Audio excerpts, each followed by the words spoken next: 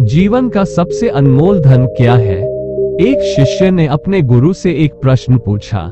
गुरु ने जवाब देते हुए कहा कि भले ही मेरे पास पैसा ना हो, भले ही मेरे पास रहने के लिए छत ना हो, भले ही मेरे पास कोई सुख सुविधा ना हो, लेकिन अगर मेरा शरीर स्वस्थ है तो इस दुनिया में मैं सबसे अमीर आदमी हूँ।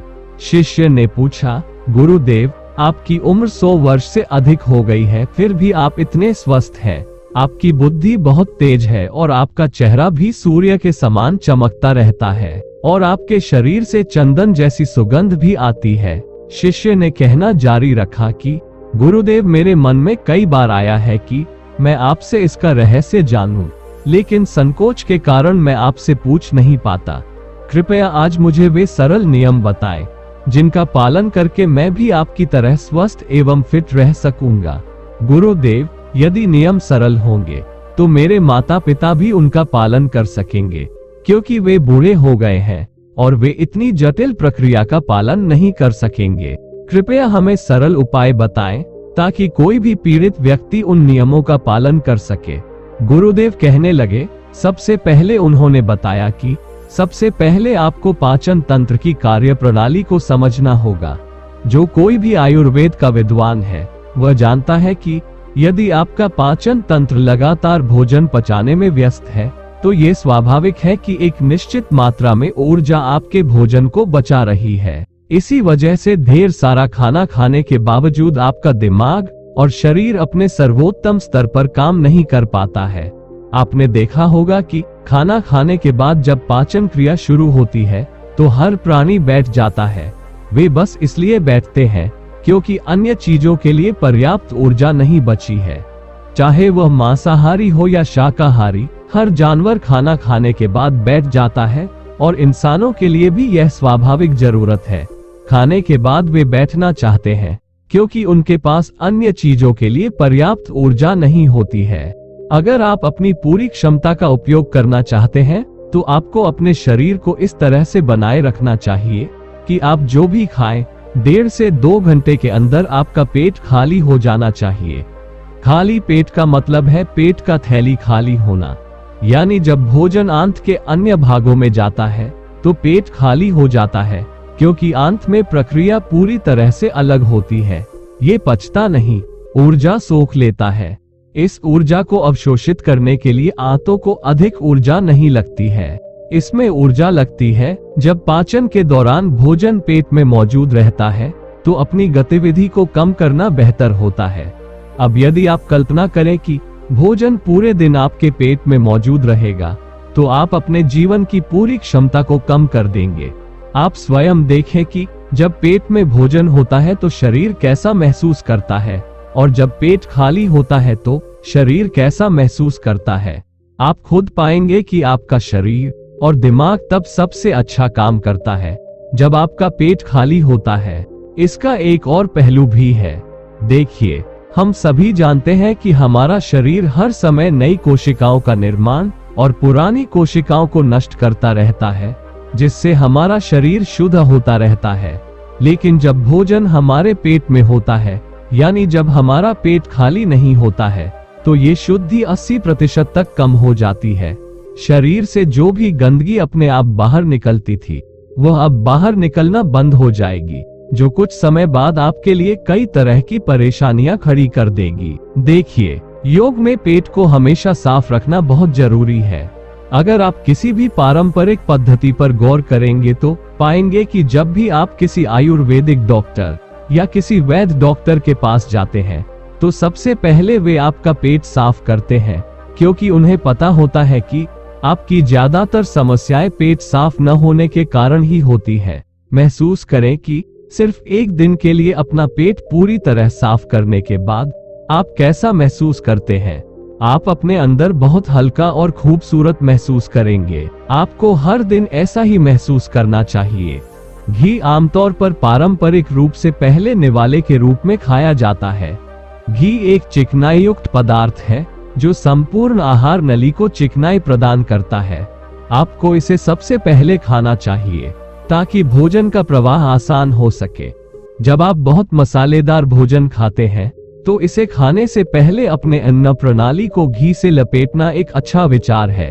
घी का महत्व यह है कि यह आहार नली को साफ रखता है, इसलिए जो व्यक्ति सही तरीके से घी का सेवन करता है उसका पेट हमेशा साफ रहेगा, क्योंकि वहाँ कुछ भी चिपकता नहीं है। वहाँ कोई भी चीज ज्यादा देर तक टिक नहीं सकती। पेट का कैंसर, आंत का कैंसर, ये आजकल बहुत हो रहा है। इसलिए अगर आप एक निश्चित मात्रा में घी का सेवन करते हैं तो ये घटना काफी कम हो जाती है, लेकिन इसके लिए घी सही गुणवत्ता का होना चाहिए। इसे ठीक से गाय या भैंस के दूध से बनाया जाना चाहिए। घी अगर सही तरीके से गाय या भैंस के दूध से बनाया जाए तो इसके कई महत्वपूर्ण फायदे होते हैं। शिष्य ने प्रश्न पूछा, गुरुदेव, पाचन क्रिया के बारे में तो मैं थोड़ा बहुत समझ गया हूँ, लेकिन कृपया ये बताएं कि आपके जैसा चमकदार चेहरा पाने के लिए, सूरज जैसी चमक पाने के लिए क्या प्रक्रिया अपनानी चाहिए। इसका उत्तर देते हुए गुरु कहने लगे कि देखो, आजकल बहुत से लोग सुबह उठते ही खाली पेट चाय पीते हैं। चमकदार और खूबसूरत चेहरा पाने के लिए हमें कोई प्रक्रिया अपनाने की जरूरत नहीं है। हमें बस अपनी दिनचर्या को सही करना होगा और खान पान की आदतों में सुधार करना होगा। सुबह खाली पेट चाय पीना जहर के समान है। ये धीरे धीरे आपकी आंतों को कमजोर कर देती है। धीरे धीरे पेट में एसिडिटी बनने लगती है और मन मस्तिष्क अपने आप सुस्त हो जाता है।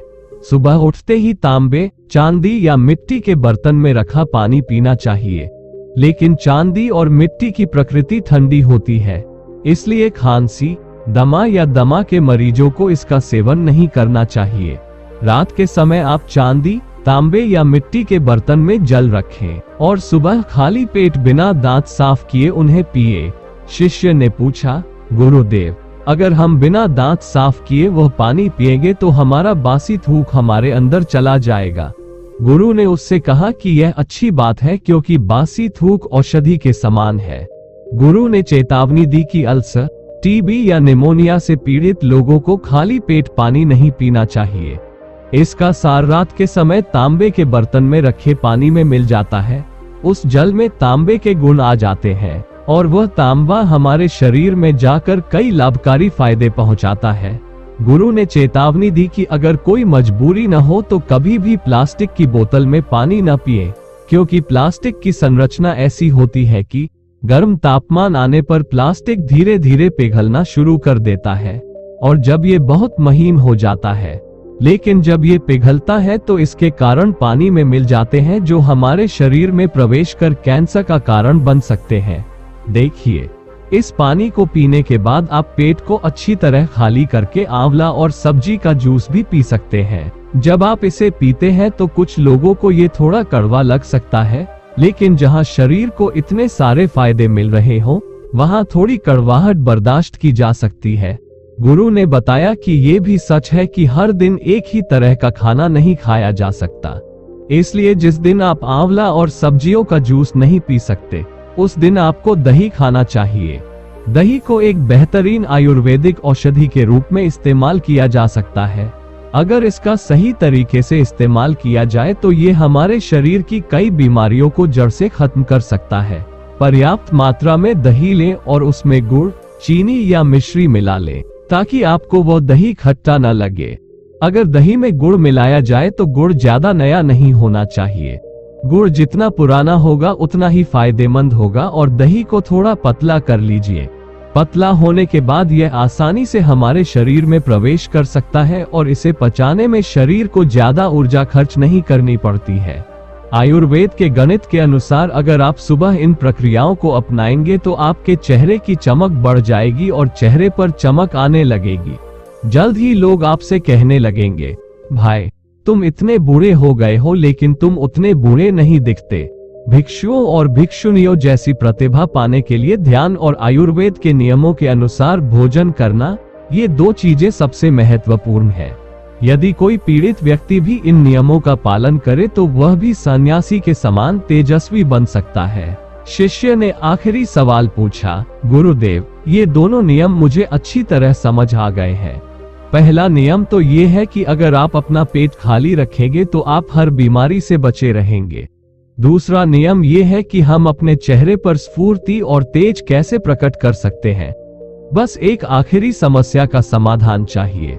मैं आपसे पूछना चाहता हूँ कि जैसे जैसे मनुष्य की उम्र बढ़ती है, उसकी आंखों और मस्तिष्क की क्षमता कम होती जाती है, तो उस क्षमता को बनाए रखने के लिए किन नियमों का पालन करना चाहिए, अथवा हमें अपने दैनिक जीवन में कौन सा आहार अपनाना चाहिए। गुरु ने अपनी ओर इशारा करते हुए कहा कि जैसे जैसे उम्र बढ़ेगी, तुम समझदार होते जाओगे। मैं तुम्हें जो नियम बता रहा हूँ उसे ध्यान से सुनोगे तो सारी समस्याएं दूर हो जाएंगी। सबसे पहले जानिए सफेद कद्दू के औषधीय गुणों के बारे में। आयुर्वेद के गणित के अनुसार सफेद कद्दू का जूस कैंसर को खत्म करता है और दिमाग की तीव्रता को भी बढ़ाता है। तीक्ष्णता यानी तेज, सूक्ष्म बुद्धि।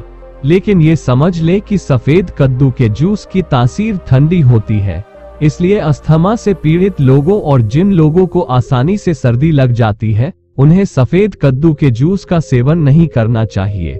दिमाग और आंखों को तेज करने का जो अगला नुस्खा मैं आपको बता रहा हूँ, उसे हर कोई कर सकता है, बल्कि हर किसी को करना भी चाहिए।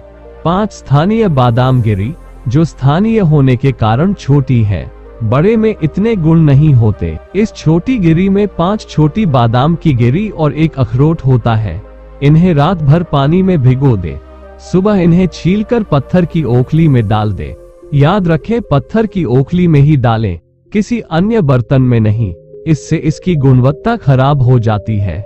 इसे उस पत्थर में डालने के बाद उसे मथना शुरू करें।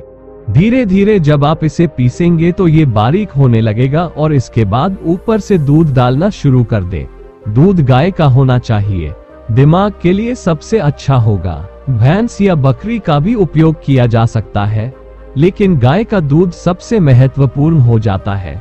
जब बात दिमागी समस्याओं की आती है तो अब बादाम और अखरोट को दूध के साथ पीसना शुरू कर दें। धीरे धीरे आप जितना पीसेंगे इसकी गुणवत्ता उतनी ही बढ़ती जाएगी।